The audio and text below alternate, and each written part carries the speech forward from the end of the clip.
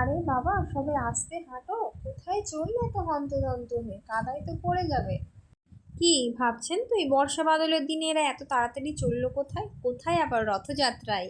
Hello, কেমন আছেন সবাই? আশা করছি ভীষণ ভালো আছেন। আর আমিও খুব ভালো আছি। আর ভালো থাকার কারণটা তো বুঝতেই পারছেন। এই যে কুচো কাঁচাদের রথযাত্রায় আমি চলে এসেছি। অবশ্যই একটা স্পেশাল কারণ আছে, সেটা একটু পরে বলবো।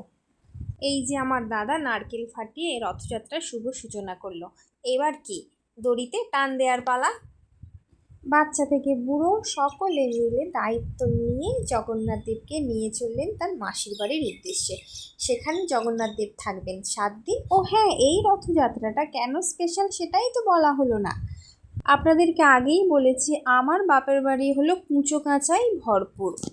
আর এই কুঁচো কাঁচাগুলো একটু বড় হয়েছে, মানে চলার মতো হয়েছে আর কি।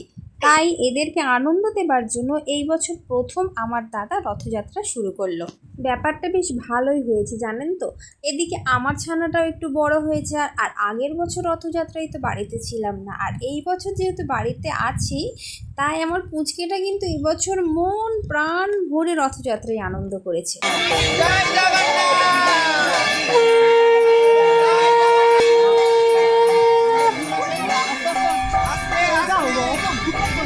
আর এইদিকে এদের কাণ্ড দেখে না আমার ছোটবেলার কথা মনে পড়ে যাচ্ছে।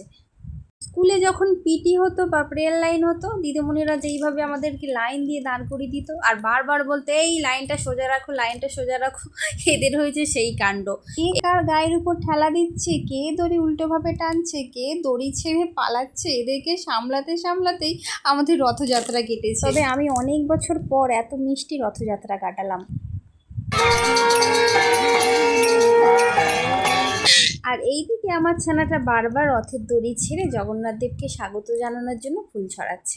এটা ছোটদের রথযাত্রা হলে কি হবে, সব রকম ব্যবস্থা আছে। কেউ ছোট্ট মতো একটি বক্স সাথে আছে, কেউ কাঁসর, কেউ খুঞ্জুনি বাজাচ্ছে, আবার কেউ বা ধূপ হাতে নিয়ে চলে, আবার কেউ বা ভলেন্টিয়ারের কাজ করছে। আগেই বলেছি তো, এটা হলো কুচো কাঁচাদের রথযাত্রা। যতই হোক, এদেরকে সামলানো কিন্তু চারটিখানি কথা নয়। হ্যাঁ,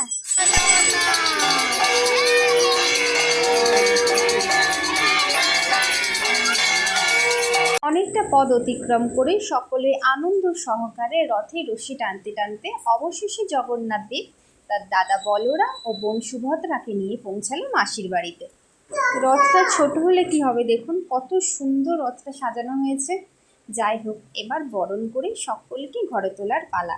3 ভাই বোনের মাসির বাড়ি বলতে নির্ধারিত হয়েছিল আমার বাপের বাড়ির ঠাকুর ঘর। তারই একটা জায়গায় সুন্দর করে ফুল দিয়ে সাজানো হয়েছিল।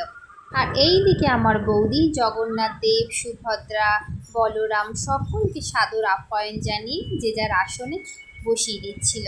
যতই হোক, মাসির বাড়ি বলে কথা, কোনো ত্রুটি যেন না থাকে আপ্যায়নে। আর যেটা ছাড়া রথযাত্রা সম্পূর্ণ অসম্পূর্ণ থেকে যায়, সেটা হলো জিলিপি। এইদিকে সকলে জিলিপি হাতে নিয়ে বসে পড়েছে। আর সত্যি বলতে এদের সকলের মতো আমি অপেক্ষায় ছিলাম যে শেষ পর্বে জিলিপিটা কখন পাবো। এইভাবেই কাটলো আমার রথযাত্রা।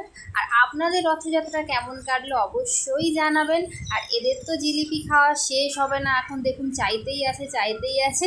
তাহলে কি ভিডিওটা আমি এখানেই শেষ করছি, আবার আসবো নতুন কোনো ভিডিও নিয়ে।